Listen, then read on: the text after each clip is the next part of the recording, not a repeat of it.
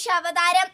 ലോകത്തിന് മുഴുവൻ സന്തോഷത്തിന്റെ, പ്രത്യാശയുടെയും ആശംസയുമായാണ് ക്രിസ്തു പിറന്നത്. അതെ, സകല ജനതകൾക്കും വേണ്ടിയുള്ള സന്തോഷത്തിന്റെ സദ്വാർത്തയുമായി.